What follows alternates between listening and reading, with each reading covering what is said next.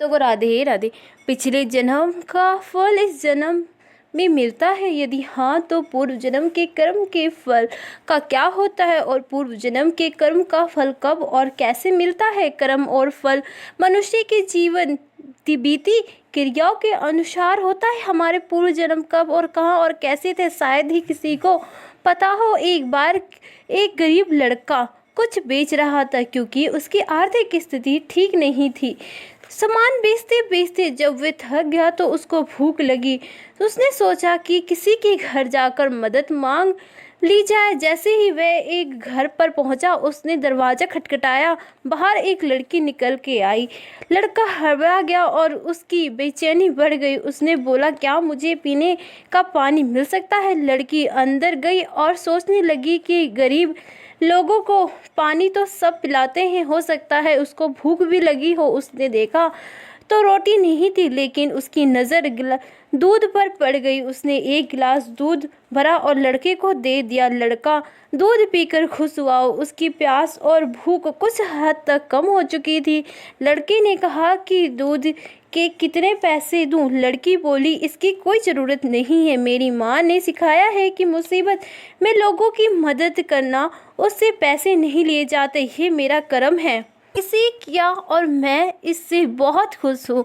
वह लड़का वहाँ से निकल गया, लेकिन रास्ते में सोच रहा था कि दुनिया में अच्छे लोग की कमी नहीं है। अगर ढूंढा जाए तो ऐसे चेहरे और लोग सभी दिशाओं में मौजूद हैं। इस तरह की कई सकारात्मक और अच्छी बात उसके दिल और दिमाग में चल रही थी। संघर्ष करते करते ये लड़का पढ़ लिख कर एक डॉक्टर बन गया और लोगों की मदद करने लगा। लेकिन एक दिन वह लड़की अचानक बीमार हुई। उसको डॉक्टर के पास ले जाया गया। वहाँ से उसको किसी बड़े अस्पताल में रेफर कर दिया गया। लेकिन जब इलाज के लिए सारी फॉर्मेलिटी पूरी हुई तो डॉक्टर को पता चला कि अरे, ये तो वही लड़की है जिसने काफ़ी साल पहले मेरी मदद की थी। अब मैं इसके अच्छे से इलाज करके और इसे ठीक करके ही इसका ऋण चुका सकता हूँ। जब सारे काम हो गए और लड़की का ऑपरेशन ख़त्म हुआ तो एक बंद लिफाफे में उसका एक पत्र मिला। उस पत्र में लिखा था, आप पूरी तरह से ठीक है और इस इलाज का पैसा तो आपने वर्षों पहले एक गिलास दूध से चुका दिया है। लड़की की आंख में आंसू थे। वह बोली, मेरे पास इलाज के पैसे भी नहीं थे, लेकिन आप भगवान बनकर जीवन में आए। डॉक्टर ने कहा, जब हम दूसरों की बिना किसी स्वार्थ की मदद करते हैं तो एक दिन यह ब्याज सहित हमें वापस मिलता है। इसलिए आज के समय में हमें भी ज़्यादा से ज़्यादा लोगों की मदद करनी चाहिए, क्योंकि इससे हम वह खुशी मिलती है जो दुनिया की किसी भी महंगी से महंगी चीज़ से नहीं खरीदी जा सकती और ना ही एक दिन हमारी की हुई लोगों की मदद अच्छा परिणाम लाती। भगवत गीता में वाणी एक कथा के अनुसार अर्जुन के मन में जब भी कोई दुविधा उत्पन्न होती है तो वह उसके समाधान के लिए श्री कृष्ण के पास पहुंच जाते थे। एक दिन की बात है, अर्जुन श्री कृष्ण के पास आए और उनसे बोले, हे वासुदेव, मुझे एक दुविधा ने घेर रखा है और उसका समाधान आप ही बता सकते हो। तब श्री कृष्ण ने अर्जुन से कहा कि धनराज, अपनी बात को विस्तार से बताओ, तब मैं तुम्हें उसका हल बताऊंगा। तब अर्जुन बोले, हे नारायण, कृपया कर आप मुझे ये बताइए कि अच्छे लोग के साथ हमेशा बुरा ही क्यों होता है, जबकि बुरे लोग हमेशा खुशहाल ही दिखाई देते हैं। अर्जुन के मुख से ऐसी बात सुनकर श्री कृष्ण बोले, हे पार्थ, मनुष्य जैसे देखता है या महसूस करता है वास्तव में वैसा कुछ नहीं होता, बल्कि देखता या महसूस करता है वास्तव में वैसा कुछ नहीं होता, बल्कि आवश्यकता अनुसार उसकी सोच को समझ ही नहीं पाता। श्री कृष्ण की बात सुनकर अर्जुन हैरान हो गए और बोले, हे नारायण, आप क्या कहना चाहते हैं? मैं समझ नहीं पा रहा हूँ। कृष्ण ने कहा कि सुनो, तुम खुद ही समझ जाओ। हर प्राणी को अपने कर्म के अनुसार ही सुख दुख मिलते हैं, अर्थात जो अच्छे कर्म करते हैं उसे अच्छा फल मिलता है और जो बुरे कर्म करते हैं उसे बुरा फल मिलता है, क्योंकि अच्छे कर्म और बुरे कर्म इंसान पर ही निर्भर करते हैं। प्रकृति प्रत्येक को अपनी राह चुनने का मौका देती है, पर इसका फैसला किसके साथ वह चलना चाहता है ये व्यक्ति विशेष की इच्छा पर निर्भर करता है। फिर कथा सुनाते हुए श्री कृष्ण जी बोले, बहुत समय पहले की बात है। एक नगर में दो पुरुष रहते थे, जिसमें से एक व्यापारी था जिसके लिए अपने जीवन में धर्म और नीति की बहुत महत्ता थी। वह पूजा पाठ और भगवान की भक्ति में बहुत विश्वास रखता था। चाहे कुछ भी हो जाए वह मंदिर जाना नहीं भूलता था, ना ही धर्म के कार्य में कोई कमी करता था। चाहे कुछ भी हो जाए वह भगवान की प्रतिदिन की पूजा अर्चना किया करता था। वह दूसरी उसी नगर का दूसरा पुरुष पहले पुरुष से बिल्कुल ही विपरीत था। वह मंदिर तो जाया करता था पर पूजा करने नहीं। मंदिर के बाहर से चप्पल और धन चुराने के लिए उस दान धर्म न्याय किसी से कुछ लेना देना नहीं था। वह मंदिर जाकर चोरी किया करता था। इस तरह समय बीता गया। एक दिन उस नगर में जोर की वर्षा हो रही थी, जिसकी वजह से उस नगर में उस मंदिर में पंडित के अलावा कोई नहीं था। यह बात जब दूसरे पुरुष को पता चला तो उसके मन में ख्याल आया कि अब यह सही मौका है मंदिर के धन को चुराने का। अब वह बारिश में ही मंदिर पहुंच गया। मंदिर पहुंचते ही उसे चारों ओर व्यक्ति ने पंडित से नजर बचाते हुए सारे धन को चुरा लिया और बड़ी प्रसन्नता से वह वहां से निकल गया। उस समय धर्म पर विश्वास करने वाला व्यापारी भी मंदिर पहुंच गया और भगवान के दर्शन की, परंतु दुर्भाग्य से मंदिर का पुजारी उस भले व्यक्ति को ही चोर समझ बैठा और सारे शोर मचाने लगा। शोर सुनते ही मंदिर में लोग की भीड़ जमा हो गई और सभी लोग उसे भला व्यापारी को ही चोर समझकर बैठ गए और उसे अपमानित करने लगे। यह सब देखकर वह भला व्यक्ति हैरान हो गया और उसे समझ नहीं आ रहा था कि उसके साथ क्या हो रहा है। फिर वह लोग से बचते हुए किसी तरह मंदिर से निकल गया, लेकिन दुर्भाग्य से बाहर निकलते ही वह एक गाड़ी से टकरा गया और वह भला व्यक्ति घायल हो गया। फिर वह व्यापारी लंगड़ा के घर को जाने लगा। तभी रास्ते में उसकी मुलाकात उस दुष्ट व्यक्ति से हुई जिसने मंदिर का धन चोरी किया था। वे दुष्ट व्यक्ति झूमता नाचता हुआ जोर जोर से बोलता जा रहा था, आज तो मेरी किस्मत ही चमक गई, एक साथ इतना सारा धन उसे मिल गया। तब जब व्यापारी ने उस दुष्टी की बात सुनी तो उसे बहुत हैरानी हुई और क्रोधित होकर उसने अपने घर जाकर भगवान की सारी मूर्ति निकाल कर फेंक दी और भगवान से नाराज होते हुए अपना जीवन व्यतीत करने लगा। कुछ समय पश्चात दोनों ही व्यक्ति की मृत्यु हो गई। दोनों ही यमराज की सभा में पहुंचे। उस व्यापारी ने उस दुष्ट व्यक्ति को खड़ा देखा, क्रोधित स्वर में पूछ ही लिया, मैं हमेशा अच्छे कर्म करता था, पूजा पाठ दान धर्म में विश्वास रखता था, जिसके बदले जीवन भर अपमान और दंड ही मिला, और इसे अधर्म करने वाले पापी को नोट से भरी पोटली आखिर क्यों? इस पर यमराज ने उसे भले व्यक्ति को बताया कि पुत्र, तुम गलत सोच रहे हो। जिस दिन तुम्हें गाड़ी से टक्कर लगी थी वास्तव में वही दिन तुम्हारे जीवन का आखिरी दिन था। तुम्हारे द्वारा किए गए अच्छे कर्म के कारण ही तुम्हारी मृत्यु एक छोटी सी चोट में परिवर्तन हो गई। इस दुष्ट व्यक्ति के बारे में जानना चाहते हो तो पुत्र, इसके भाग्य में राजयोग था, जो कि इसके दुष्ट कर्म से अधर्म के कारण एक छोटा सा धन की पोटली में परिवर्तन हो गया। श्री कृष्ण अर्जुन को कथा सुनाने के बाद कहते हैं, पार्थ, अब तुम्हारे प्रश्न का उत्तर मिल गया होगा।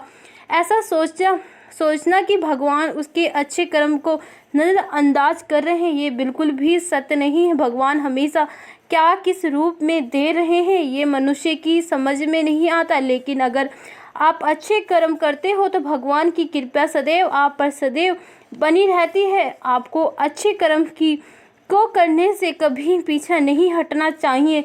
अच्छे कर्म का फल भी इसी जन्म में ही मिलता है। हमें अच्छे और बुरे कर्म का फल इस जन्म में कैसे खत्म कर सकते हैं जिससे वे अगले जन्म में ना जाए। इस जन्म के कारण कर्मों का खाता शून्य करने का तरीका है निष्काम कर्म। इससे में हमें कर्म तो करते हैं लेकिन उसका फल नहीं बनता, क्योंकि वह कर्म आसक्तित है और अहंकार के बिना परमात्मा का ध्यान करते हुए निस्वार्थ भाव से किए जाते हैं। असलता में हमारी अंदर चित्र नाम का एक सॉफ्टवेयर है जिसका काम है कर्म के हिसाब से फल देना। लेकिन इसकी खूबी है कि कर्म करने के बाद पता नहीं लगता इसका फल कब मिलेगा। कई बार फल तुरंत और कई बार कुछ समय बाद, और कई बार अनुमान भी नहीं लगाया जा सकता कि जो कर्म आज किए हैं उसका फल कब मिलेगा। वैसे भी पता नहीं जो फल हमें आज भोग रहे हैं वह न जाने पिछले किस जन्म का फल है। देखा जाए तो शरीर में चित्त का कोई तय स्थान नहीं है, बल्कि कर्म के फल हमारी ऊर्जा में इकट्ठे होते रहते हैं। कोई भी कर्म तब तक फल नहीं देता जब तक उसका फल किस प्रकार आगे यह तय ना हो जाए कि इसलिए कर्म फल के समय को जाने पाना मुश्किल होता है। यही कारण है कि हम इस जन्म में किए गए कर्म के फल सिर्फ इसी जन्म में नहीं भोग पाते। मनुष्य के अच्छे कर्म का अच्छा प्रभाव और उसके बुरे कर्म का बुरा प्रभाव देते हुए पूर्व जन्म का एक चक्र बन जाता है, क्योंकि कुछ धर्म ऐसे होते हैं जिसका भुगतान उस जन्म में नहीं होता। इस तरह इस चक्र में अगले जन्म में उन कर्मों का फल भुगतना ही होता है। वही कारण सिद्ध का संबंध न केवल भौतिक युग से होता है, बल्कि हमारे द्वारा किए जा रहे कर्म सोचा जा रहा है, विचार कहा जा रहा है शब्द तक यह लागू होता है कि कई बार हमें कुछ ऐसे कार्य करते हैं जो इसे करना नहीं चाहते, पर वह पूर्व जन्म के कर्म के आधार पर निश्चय होता है, जिस कारण वंश वह कार्य की किसी न किसी माध्यम से पूरा हो ही जाता है। जैसे ही पूर्व जन्म का हमारा चक्र समाप्त हो जाए, व्यक्ति को उसी समय मोक्ष की प्राप्ति हो जाती है। हमारे शास्त्र में इस बात का उल्लेख मिलता है कि 84 लाख योनि के बाद मनुष्य का जन्म प्राप्त होता है। साथ ही ये भी विशेष रूप से वर्णित किया गया है कि केवल मनुष्य योनि में ही जन्म और मृत्यु के चक्र से मुक्ति पाई जा सकती है। मनुष्य के कर्म का फल उसकी परिस्थिति और ये शक्ति द्वारा निर्धारित होता है। ऐसा कहा जाता है कि यदि अच्छे कर्म बुरे कर्म की तुलना में अधिक होते हैं तो बुरे कर्म का फल इस जन्म में और अच्छे कर्म का फल अगले जन्म में मिलना निर्धारित होता है। इस तरह यदि मनुष्य द्वारा किए गए कर्म में बुरे कर्म अच्छे कर्म की तुलना में अधिक होते हैं तो इस जन्म में पड़ता है, जबकि बुरे कर्म को भोगने के लिए अगले जन्म में निर्धारित होना। मनुष्य को अपने घर परिवार की आवश्यकता का ध्यान रखना चाहिए। अधिक पैसे होने के बावजूद जरूरत पड़ने पर उसे संभाले रखना भी बुरा कर्म बताया गया है। उस धन के इस्तेमाल मुसीबत के समय अवश्य करें। धन बचाने के लिए लालच में ना पड़े, अपनी आय से अधिक खर्च ना करें और अपने सामर्थ्य के अनुसार ही दान पुण्य करें। हमेशा अच्छे लोगों में संगत में रहें और दुष्ट छल कपटी के संगत में खुद को बचाए कर रखें। बुरी संगति में हमेशा अक्सर बुरा परिणाम ही देते हैं। कभी भी दुख के स्वार्थ के लिए दूसरों का अहित करने का ना सोचे। शास्त्रों में इस बात का उल्लेख किया गया है कि जो जैसा बोता है आगे चल के वैसे ही काटना पड़ता है। कभी किसी व्यक्ति से कुछ छल से छीनने का प्रयास ना करें, इसे किए गए सभी पुण्य नष्ट हो जाते हैं और पाप के भागीदारी बन जाते हैं। गरुड़ पुराण में इस बात का उल्लेख मिलता है कि किसी भी मनुष्य द्वारा किए गए बुरे कर्म का परिणाम उनके जन्म से लेकर मृत्यु उसके बाद तक दुख का कारण बनती है। वह अपनी हर आवश्यकता में दुख भोगता है। अच्छे कर्म के बिना से पहले हम इस पर ध्यान देने की जरूरत है कि आखिर अच्छे कर्म के बिना का सबसे पहला पड़ाव क्या है। मनुष्य के द्वारा किए जाने वाले सभी कर्म उसके विचार से निवृत्त होते हैं। हमारी सकारात्मक या नकारात्मक सोच विचार को जन्म देती है और वही विचार कर्म बनते हैं। इस तरह सोच सकारात्मक होने पर अच्छे कर्म का निर्धारण हो सकता है। अच्छे कर्म को करने के लिए हमारी आसपास का वातावरण बहुत अधिक जिम्मेदार होता है। अपने घर का वातावरण और शरीर का अपमंडल सकारात्मक बनाए रखें। इसके लिए अपने घर में पर शिवलिंग का रखें। पद शिवलिंग में समित सत्य पॉजिटिव एनर्जी घर में व्यक्ति दोनों को पॉजिटिव बनाए रखती है, बहुत बड़ी भूमिका अदा करती है। बस ध्यान रहे कि इसे पूजा विधि के द्वारा घर में स्थापित करें और नियमित तौर पर पूजा अर्चना करते रहे। पाप का फल कब मिलता है? पाप का फल किए गए कर्म पर निर्भर करता है। यदि आपके द्वारा किए गए कार्य बुरे हैं और वह कर्म अच्छे की तुलना में अधिक है तो इसका फल आपको अगले जन्म में भोगना पड़ेगा। यदि बुरे कर्म कम हैं तो इसका भुगतान आपको इसी जन्म में करना होगा। इस प्रकार ये चक्र चलता रहता है। संसार में सबसे बड़ा पाप क्या है? संसार में सबसे बड़ा पाप है इस स्त्री का अपमान करना। बताया गया है कि स्त्री को सृजनकर्ता का दर्जा दिया गया है और यदि स्त्री का अपमान किया जाए तो वह व्यक्ति सबसे बड़ा पाप का भागी बन जाता है। श्रीमद् भागवत गीता में द्रौपदी का अपमान ही महाभारत जैसे युद्ध का कारण बना था। पाप क्या है और पुण्य क्या है? पुण्य किसी के द्वारा निस्वार्थ भाव से किया गया सहायता, सकारात्मक विचार, द्वेष भावना, लोभ, लालच और अहंकार को अपने ऊपर हावी ना होने देना। जबकि पाप में इस सभी के द्वारा किए गए कर्म का परिणाम शामिल है। धर्म और कर्म में बड़ा कौन है? कर्म का धर्म को भूल का अंश है। कर्म के अभाव में धर्म संभव नहीं है। धर्म के नियम के अनुसार संकल्प में पूर्ण कर्म करना चाहिए जिससे सुख और खुशी की प्राप्ति होती है। मनुष्य का सबसे बड़ा कर्म क्या है? दान ही सबसे बड़ा कर्म होता है। कौन सा है जो अकथ भाव से किया गया हो? कोई भी अच्छे कर्म सबसे उत्तम कर्म कर्ता भाव से किया गया। कोई भी अच्छे कर्म अच्छे हो तो पर उन्नत नहीं है। अच्छे कर्म का फल कम मिलता है। यदि अच्छे कर्म ज़्यादा है तो बुरे कर्म का फल इसी जन्म में तथा अच्छे कर्म का अगले जन्म में मिल जाता है। इस जन्म के बाद के दिन में भोगने को मिलते हैं। गीता में कर्म क्या है? गीता के अनुसार जो कर्म निष्कृष्ट भाव से ईश्वर के लिए किया जाता है वह बंधक नहीं उत्पन्न करता, वे मोक्ष रूप में परम पद की प्राप्ति में सहायक होता है। इस प्रकार कर्म फल तथा आसक्ति से सही रहित होकर ईश्वर के कर्म करना वास्तविक रूप से कर्म योग है और इसका अनुसरण करने से मनुष्य का अभागी की प्राप्ति होती है। अपने कर्म का फल अवश्य भोगना पड़ेगा, चाहे देर से ही सवेरे कर्म फल हमें भोगना ही पड़ेगा। इसलिए हमें कर्म से पहले एक बार अवश्य सोचे क्या कर रहे हैं, ये सही कर रहे हैं। अगर कर्म करने से पहले अच्छे से सोच ले कि शायद हमें बुरे कर्म करने से बच सकते हैं। अगर आपने आप को बचा लिया तो सजा से भी बचा लिए, सजा से भी बचा लिया। आपने बुरे कर्म कर लिया तो एक ना एक दिन भोगना अवश्य सजा देगा। इसी जन्म में नहीं तो अगले जन्म के कर्म का फल भोगना पड़ता है। श्री कृष्ण जी ने भी गीता में कर्म को ही सबसे उत्तम बताया है क्योंकि कर्म ही हमारे भाग का निर्माण करता है। भगवान की न्याय व्यवस्था बहुत ही ज़्यादा रही है। कर्म का फल अच्छे कर्म करने वाले अच्छे और बुरे कर्म करने वाले को बुरा फल अवश्य ही भोगना पड़ेगा।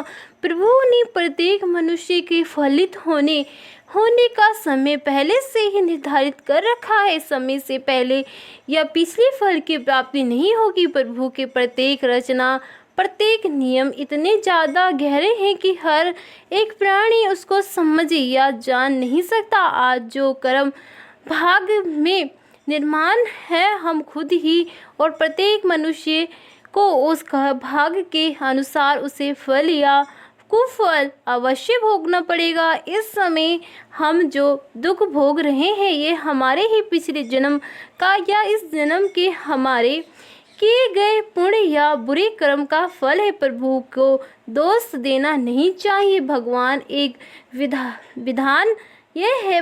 का एक विधान ये है कि हमारे कर्म, विचार और भावनाओं को अनुसार ही हमें सुख या दुख की प्राप्ति होगी और वह सुख या दुख हमें खुद को ही भोगनी पड़ेंगे। मनुष्य के कब किए हुए पाप का फल कब मिलेगा इसका कुछ पता नहीं है। भगवान का विधान विचित्र है। जब तक पुराने पुण्य प्रबल रहते हैं उम्र पाप का फल भी तत्काल नहीं मिलता। जब पुराने पुण्य खत्म होते हैं तब पाप की बारी आती है। पाप का फल भोगना पड़ता है। इस जन्म में भोगना पड़े या पिछले जन्म में, मगर इससे कम भी किया जा सकता है जिससे सत्संग दंड को कम कर सकता है या फिर कुछ प्रसाद के रूप में भी दे सकते हैं। आप अपने दुख का हंसकर झेले या रोकर झेलना तो ये हमारे कर्म का फल है, हमें अवश्य ही भोगना पड़ेगा। फिर रोग के क्यों झेलने से कष्ट दुगने हो जाते हैं और हंसते रहने से आदि हो जाते। यह कर्म भूमि है, कर्म तो करना पड़ेगा, कर्म नहीं करेंगे तो पाप चढ़ेंगे, जैसे कर्म होंगे वैसे ही फल भी भोगने पड़ेंगे। फिर दोस्ती कर्म क्यों करें। श्री कृष्ण ने समझाया है कि भीम पितामह सुख दुख से जय ने श्री कृष्ण से कहा, भगवान मैंने ध्यान करके अपने 74वें जन्म तक देखा, मैंने तो कोई कुकर्म नहीं किए, फिर मुझे वाणी की सैया पर क्यों सोना पड़ा। श्री कृष्ण मुस्कुरा कर बोले, हे संयम 73वें जन्म के फल 74वें जन्म तक देखो। आपको पता चलेगा कि जब आप किशोरी थे तब वन में घूमने गए थे, वहाँ बैठे एक टिड्ढे की पीठ के शरीर में आपने कांटा चुभाया था। उस कर्म का फल घूमते घूमते अब मिल रहा है। इसीलिए जब आप कर्ता होकर कर्म कर रहे हैं तो सोच लें कि इसका क्या फल होगा। धृतराष्ट्र ने भी श्री कृष्ण से अपने कर्म का हिसाब किताब पूछा, मैंने ऐसा क्या कर्म किया कि मुझे अपने 100 बेटी की मृत्यु का शौक मिला। मैंने अपने 100 जन्म तक पिछला देखा है, लेकिन ऐसा कोई कर्म नहीं मिला किया मैंने कि श्री कृष्ण ने अपने योग बल से धृतराष्ट्र को दिखाया कि वह एक राजा थे और वह स्वाद व्यंजन के खोए में इतना खोए रहते थे, बिना विचार किए जो सामने आ जाता खा लेते, इनाम भी दिया करते थे। एक दिन रसोइये ने हसन के 100 बच्चे का मांस बनाकर एक एक करके राजा को खिलाया दिया। श्री कृष्ण ने कहा, धृतराष्ट्र जी आप स्वाद में अंधे हो गए, तभी आप इस जन्म में बने। तुम्हारे पुण्य के प्रभाव से 100 जन्म तक तो तुम्हारे फल नहीं मिला, लेकिन इस जन्म ने हंस के 100 बच्चे को खाने का फल तुम्हें मिल गया, तभी तुम्हारे 100 पुत्र मर गए। सोचो साथ में क्या लाए हो, क्या लेकर जाओगे। मनुष्य को ऐसी कमाई इकट्ठी करनी चाहिए जो इस संसार में भी काम आए और मृत्यु के बाद भी उसे हम साथ में भी ले जा सके और हमारे ही कर्म और अगले जन्म के भी आगे और खाली हाथ ही जाना पड़ेगा। मृत्यु के समय ये धन दौलत जमीन मकान व्यापार नौकरी नाम शोहरत रिश्तेदारी भाई बहन माँ बाप सभी भिखारी हो जाएंगे। इसलिए इतना मोह इतना ज़्यादा लगाव इनसे क्यों रखना। साथ ही में हमारे जाएंगे सिर्फ और हमारे अपने किए हुए अच्छे और बुरे कर्म, कर्ता या अपकर्ता, दान धर्म प्रकार उपकार दुखियों की सेवा पुण्य जो भी हम इस जन्म में करेंगे ये अवश्य साथ जाएंगे और हमारे ही कर्म आगे आएंगे। हमें प्रत्येक दिन जब भी हमारा मन शांत हो आँख बंद करके 2-4 मिनट ये सोचना अवश्य चाहिए कि हम इतने बड़ी अशांति क्यों है अपने साथ बंधक हुए। ये भाग दौड़ तनाव तनवाद मकड़ी के जैसे माला जाल बनकर खुद को इसमें उलझाए हुए हैं क्यों और किसके लिए। जो हमें बुरे लगते हैं यह दूसरे कभी मत दो, जैसे कि कड़वी बात गाली गुस्सा बेइज्जती असम्मान अपमान गला सड़ा या खट्टा वाला खाना पीने का सामान इत्यादि। जो चीज़ हमें अच्छा नहीं लगता वह दूसरे को ज़रूरतमंद को बिना मांगे भी दे, जैसे कि लक्ष्मी मीठी बात सदा व्यवहार सम्मान खाने पीने के अच्छे सामान दोनों हाथ से बांटो उपकार करो दान धर्म करो। संतों से कहा भी है कि जो कुछ तुम्हें समेटा है ये तो सपना है, जो लुटा रहे हो ये केवल अपना है।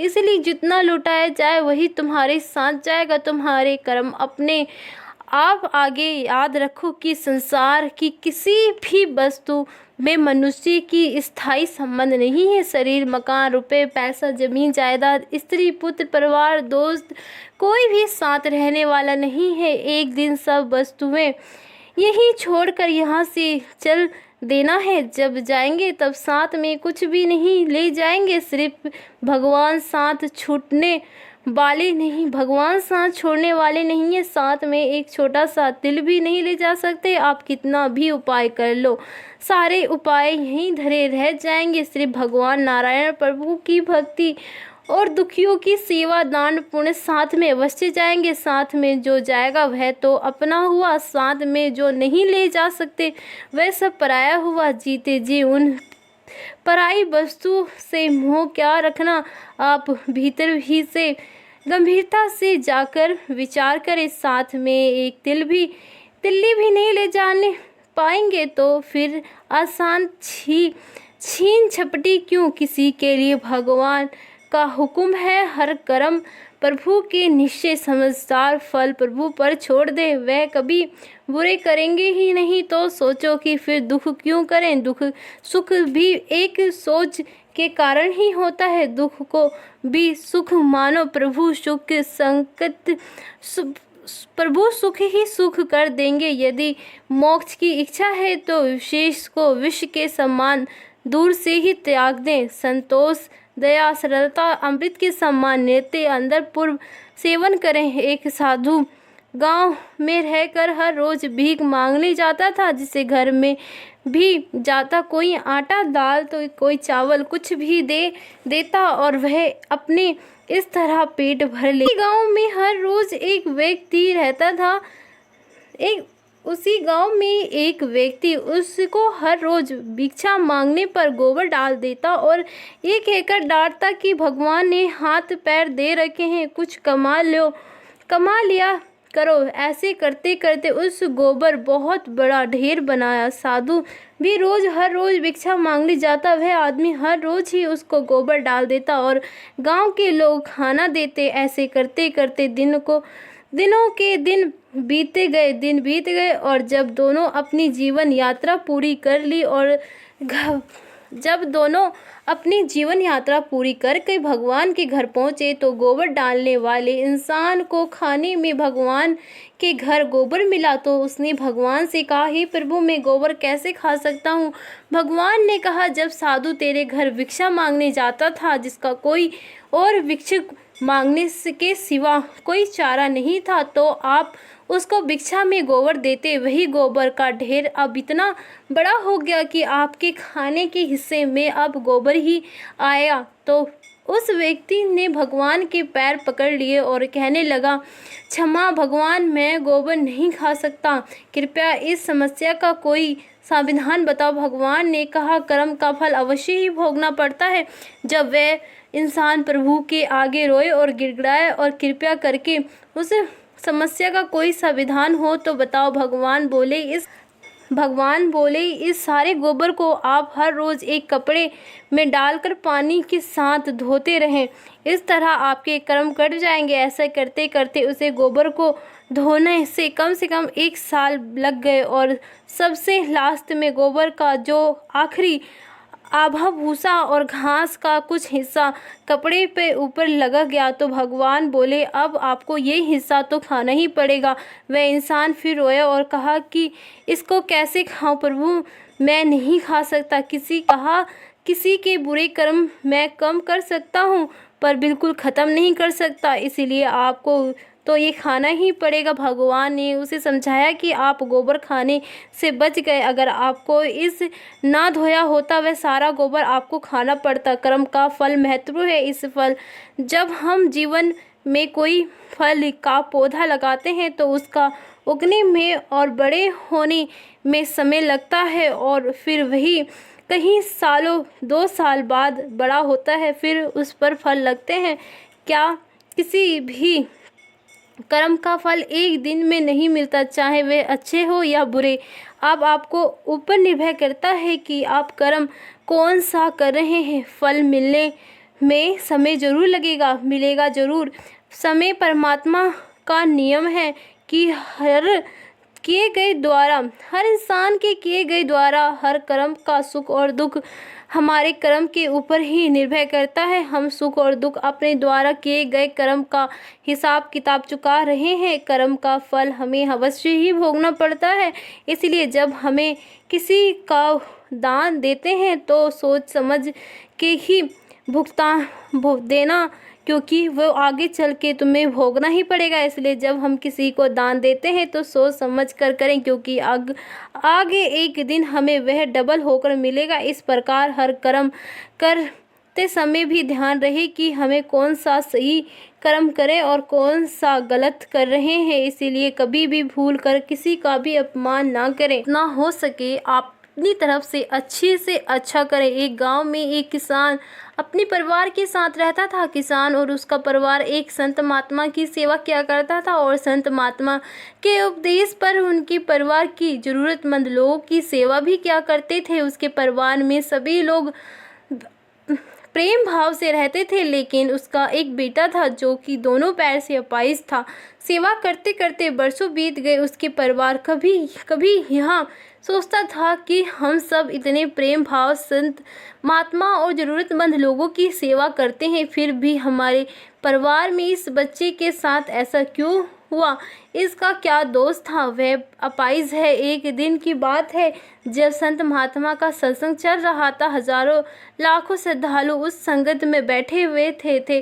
संत महात्मा ने अपने प्रवचन पूरे करने के बाद कहा कि इस पूरे वचन के विषय में अभी भी किसी के मन में कोई शंका है तो बताइए। हम हजारों लाखों श्रद्धालु के बीच से उस अपाहिज पुत्र के पिता ने संत महात्मा से एक सवाल किया कि हे महात्मा, हम सब निस्वार्थ भाव से जरूरतमंद लोगों की सेवा करते हैं और हमारा पूरा परिवार अहिंसा के मार्ग पर चलता है, कभी किसी के बारे में बुरा नहीं सोचता, ना ही किसी का बुरा करता है। फिर भी ऐसा क्या गुनाह हुआ है कि जो हमारे बच्चे अपाहिज पैदा हुए हैं? फिर गुरु ने जवाब दिया, वैसे तो मैं ये बता नहीं सकता, फिर भी आपके मन में दुविधा है तो सुनो। ये जो बच्चा है जो दोनों टांग से बेकार है, पिछले जन्म में एक किसान का बेटा था। रोज खेत में अपने पिता को दोपहर में भोजन का टिफिन खाते खेत में